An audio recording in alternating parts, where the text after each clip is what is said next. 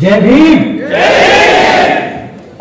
साथियों, आज 6 दिसंबर है। पूरे देश और खासकर हमारे समाज के लिए आज का दिन बेहद ही भावुक कर देने वाला दिन है।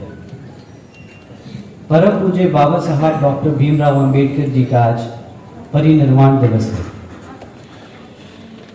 देश के सभी गरीबों, शोषितों, वंचितों की जिंदगी में नई उम्मीद, संभावनाएं और स्वाभिमान के लिए संघर्ष की मशाल जलाने वाले बाबा साहब डॉक्टर भीमराव अंबेडकर जी के हम सब कर्जदार हैं। हमारे समाज के मसीहा को मैं कोटि कोटि नमन करता हूं।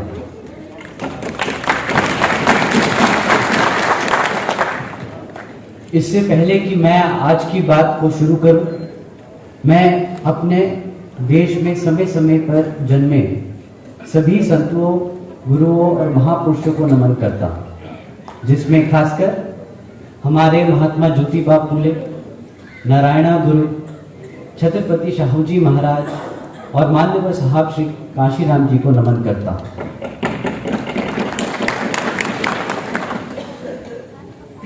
माननीय साहब श्री काशीराम जी के विचारों को देश के कोने कोने तक ले जाने वाली और सब समाज को साथ लेकर शासन, प्रशासन व अनुशासन का उदाहरण देश को दिखाने वाली उनकी एकमात्र उत्तराधिकारी है हमारी आदरणीय बहन कुमारी मायावती जी। उत्तर प्रदेश की 4 बार मुख्यमंत्री, लोकसभा और राज्यसभा की कई बार सदस्य रही आदरणीय बहन कुमारी मायावती जी ने बाबा साहब डॉक्टर भीमराव अंबेडकर जी और माननीय साहब श्री काशीराम जी के मिशन के लिए अपना पूरा जीवन समर्पित कर दिया। और मुझे गर्व है कि मुझे ऐसे महान नेता के नेतृत्व में काम करने का मौका मिला। आदरणीय बहन कुमारी मायावती जी का मैं हार्दिक अभिनंदन और आभार व्यक्त करता हूं। आज जयपुर में यहाँ राजस्थान के कार्यकर्ता सम्मेलन में मेरे साथ मंच पर उपस्थित बीएसपी के राष्ट्रीय उपाध्यक्ष माननीय श्री आनंद कुमार जी, बीएसपी के राष्ट्रीय कोऑर्डिनेटर और राज्यसभा सांसद माननीय श्री रामजी गौतम जी, राजस्थान प्रदेश प्रभारी श्री सुरेश आर्य जी, श्री सीतारमन मेघवाल जी, श्री हरीश सिंह जी, श्री अमर सिंह जी और मंच पर उपस्थित सारे कार्यकर्तागण, बहुजन समाज पार्टी प्रदेश अध्यक्ष श्री भगवान सिंह बाबा और साथ ही कमेटी के सभी सदस्यगण, जिला कमेटी, विधानसभा कमेटी, सेक्टर कमेटी और बूथ के कार्यकर्तागण, हमारे बीडीएफ के जवान सिपाहियों और दूर दराज से आए हुए बहुजन समाज पार्टी के समर्थकों का मैं स्वागत व अभिनंदन करता हूं।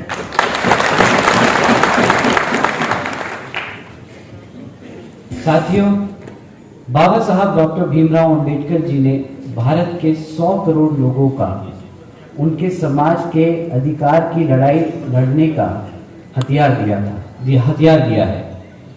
इसके लिए उन्होंने जीवन भर कड़ा तप किया, संघर्ष किया और अपने सपनों को एक मिशन में बदल दिया। बाबा साहब का ये सफर आसान नहीं रहा। बचपन से ही हर कदम पर उन्होंने भेदभाव का सामना करना पड़ा, लेकिन इसके बाद भी उन्होंने हर चुनौती का डटकर मुकाबला किया और उच्च शिक्षा हासिल की। उस जमाने में वो विदेश से शिक्षा हासिल कर बाबा साहब चाहते तो एक आराम की जिंदगी बिता सकते थे, लेकिन उन्होंने अपने जीवन को एक मिशन में बदल दिया और मिशन था एक समता मूलक समाज की स्थापना करना। बाबा साहब डॉक्टर भीमराव अंबेडकर जी ने इस समाज में अशिक्षित, छुआछूत को हटाने के लिए व बराबर की हिस्सेदारी के लिए अपना जीवन समर्पित कर दिया और लोग आज भेदभाव और छुआछूत से आजाद हैं। साथियों, समता मूलक शासन और सामाजिक व्यवस्था पर आधारित एक मजबूत लोकतंत्र स्थापित करने के उद्देश्य से मानवतावादी संविधान देकर बाबा साहब आज ही के दिन हम सबको छोड़कर चले गए। हमें आज निश्चय करना होगा कि हम बाबा साहब के दिखाए मिशन को पूरा करेंगे। हमें आज निश्चय करना होगा कि हम एक समतामूलक समाज की स्थापना करेंगे। हमें आज निश्चय करना होगा कि हम समाज के हर वर्ग को साथ लेकर बाबा साहब के सपने के भारत को बनाएंगे। हम वादा करते हैं कि बाबा साहब के दिखाए रास्तों को कभी छोड़ेंगे नहीं। हम वादा करते हैं कि आत्मसम्मान और स्वाभिमान के कारवां को कभी रुकने नहीं देंगे। हम वादा करते हैं कि चाहे जितना संघर्ष करना पड़े, हम बाबा साहब के सपनों का समतामूलक देश बना के उनके सपनों को और उसका शासक बन के मिशन को हर हाल में पूरा करेंगे। साथियों, बाबा साहब ने संविधान सभा की अपनी कंक्लूडिंग स्पीच में नए बन रहे राष्ट्र की चुनौती की ओर संकेत किया था और उन चुनौतियों से निपटने के तरीके भी बताए थे। बाबा साहब का मानना था कि राष्ट्र निर्माण में सबसे बड़ी समस्या आर्थिक और सामाजिक गैर बराबरी की है। संविधान सभा के अपने इस आखिरी भाषण में बाबा साहब ने आर्थिक और सामाजिक गैर बराबरी को खत्म करने के लिए एक राष्ट्रीय एजेंडा तय किया। बाबा साहब की वजह से ही संविधान के मूल अधिकारों में इक्वल अपॉर्चुनिटी यानी अवसरों की समानता का प्रावधान रखा गया, जिसके तहत देश के सभी शोषितों, वंचितों और गरीबों के लिए आरक्षण के विशेष अधिकार का प्रावधान संभव हो पाए, सभी को बराबरी का मौका मिल पाए। यही बाबा साहब के समतामूलक समाज का मूल आधार था। साथियों, बाबा साहब के इस सपनों को मिशन बनाया माननीय साहब श्री काशीराम जी, और इसे हकीकत कर दिखाया हमारी आदरणीय बहन कुमारी मायावती जी ने। इसमें कोई शक नहीं कि आदरणीय बहन कुमारी मायावती जी के नेतृत्व वाली बहुजन समाज पार्टी के 4 बार के शासनकाल में समाज के हर वर्ग को साथ लेकर एक बेहतर भविष्य की नींव रखी गई। हम सब भली भांति जानते हैं कि संविधान में मिले अधिकारों के बावजूद हमारे साथ क्या व्यवहार किया जाता है। इसलिए आज बाबा साहब डॉक्टर भीमराव अंबेडकर जी के परिनिर्वाण दिवस के मौके पर मैं फिर से आप लोगों को कहना चाहता हूं कि शोषितों, वंचितों और गरीबों के लिए हक की लड़ाई अभी खत्म नहीं हुई है।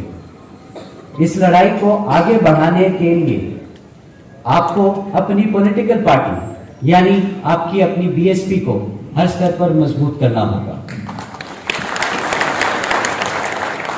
और केंद्र व राज्यों की राजनीतिक सत्ता की मास्टर चाबी खुद अपने हाथों में लेनी होगी।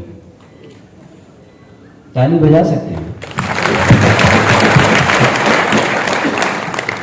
बहुजन समाज पार्टी ही वो एक लौती पार्टी है जो समाज के हर वर्ग को साथ लेकर चलती है। हम किसी का हक मारते नहीं और किसी को किसी का हक मारने देते नहीं।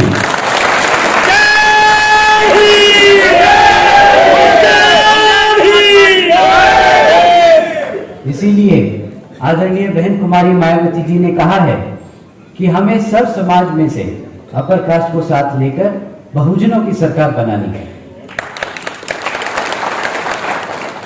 और ये काम तब तक पूरा नहीं होगा जब तक हमारे मिशन में 50% भागीदारी हमारे युवा वर्ग की नहीं होगी। मैं अपने युवा साथियों से खास विनती करता हूं कि बहुजन समाज पार्टी के मिशन से जुड़े हम सब यहां अपने महापुरुषों के शुरू किए हुए मिशन को आगे बढ़ाने के लिए ही आए हैं।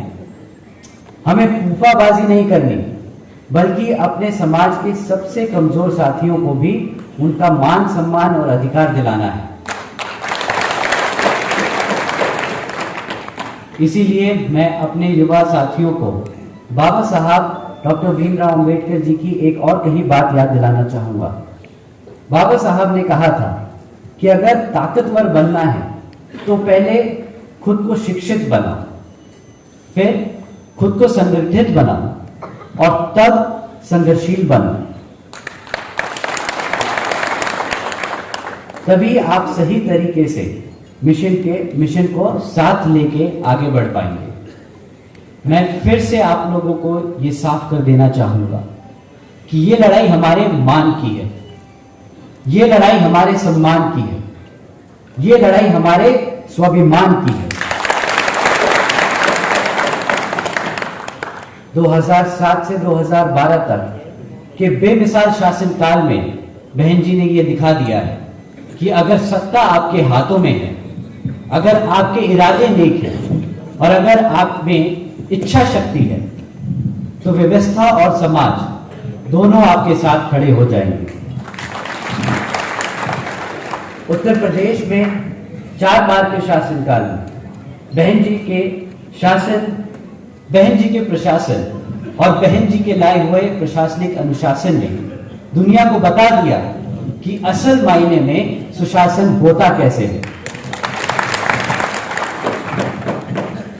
एक शासन जिसमें सभी को न्याय मिला, सम्मान मिला और सभी को समान अधिकार मिला। अपने इस मिशन को आदरणीय बहन कुमारी मायावती जी ने कैसे हासिल किया? उन्होंने नौजवानों को नौकरी दी, हमारी महिलाओं को शिक्षा दी, व्यापारियों को सुरक्षा दी। अपने शासनकाल में 1 लाख से ज्यादा सफाई कर्मचारियों को भर्ती किया गया। पुलिस बल को मजबूत किया गया।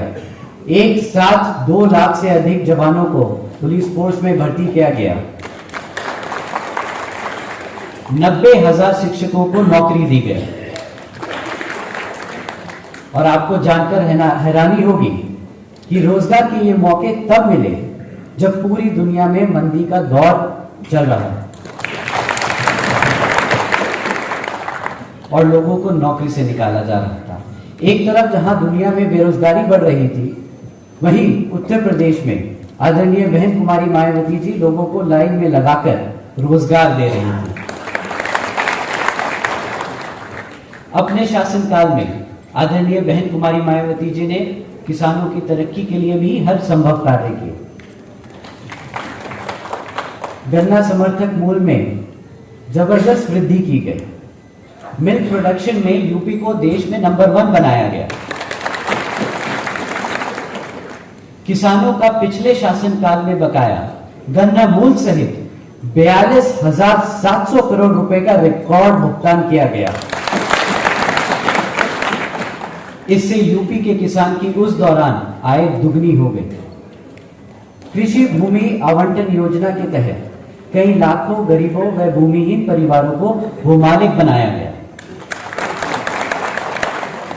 आदरणीय बहन कुमारी मायावती जी ने समाज के हर तबके के लिए काम किया है। आदरणीय बहन कुमारी मायावती जी का शासन हमेशा बहुजन समाज पार्टी के सर्वजन हिताय व सर्वजन सुखाय की नीति पर ही चला।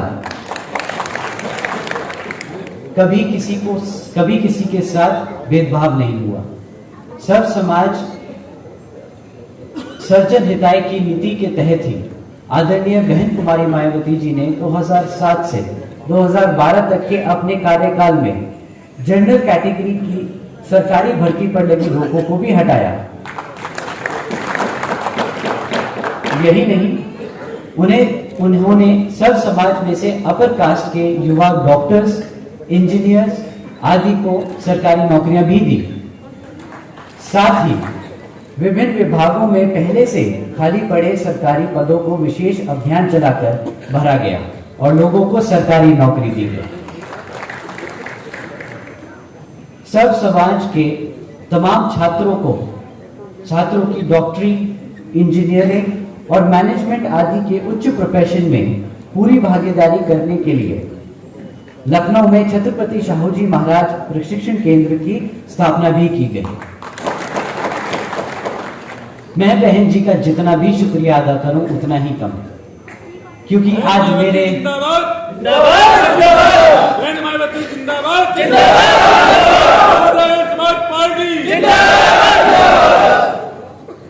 आज मेरे जैसे न जाने कितने नौजवान उनके संघर्षों की वजह से अपने पैरों पर सम्मान के साथ खड़े हैं।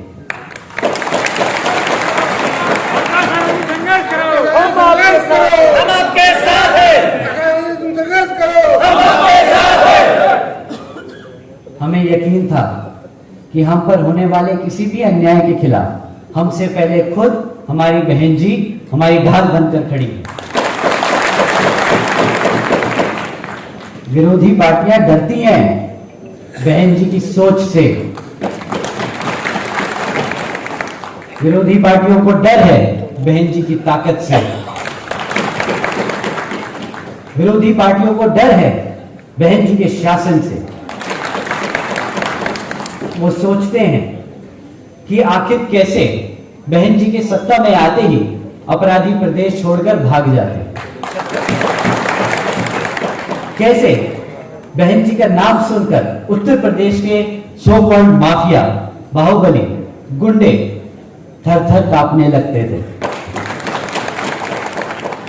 1995 में जब बहन जी पहली बार मुख्यमंत्री बनी तो शासन में आते ही उन्होंने करीब 1,45,000 अपराधियों पर गुंडा एक्ट लगाकर उन्हें जेल भेज दिया। और यही वजह है कि जब भी आदरणीय बहन कुमारी मायावती जी सरकार में आती हैं तो तब प्रदेश अपराधी प्रदेश छोड़कर भाग जाते हैं। और यही वजह है कि बहन जी के राज में हर वर्ग के लोगों को सुख और शांति से रहने का मौका मिलता है।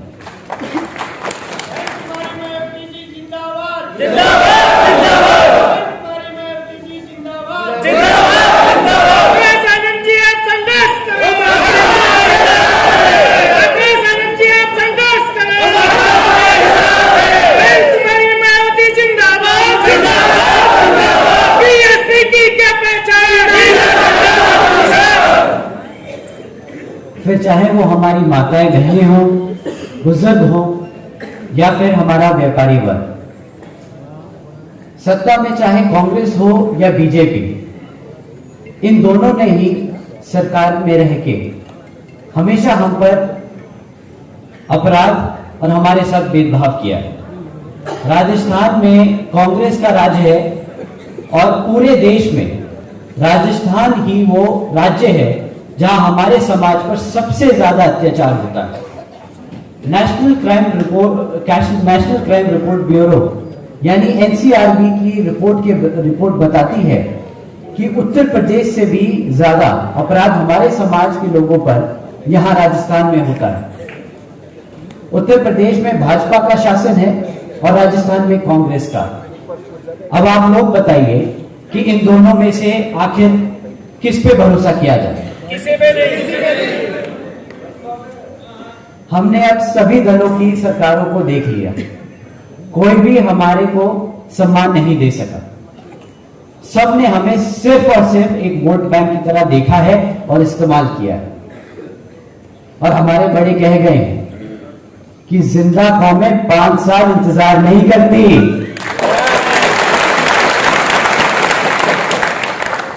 इसलिए अपनी पार्टी की ताकत को समझिए, अपने वोट की ताकत को समझिए और बहुजन समाज पार्टी को हर स्तर पर मजबूत कीजिए।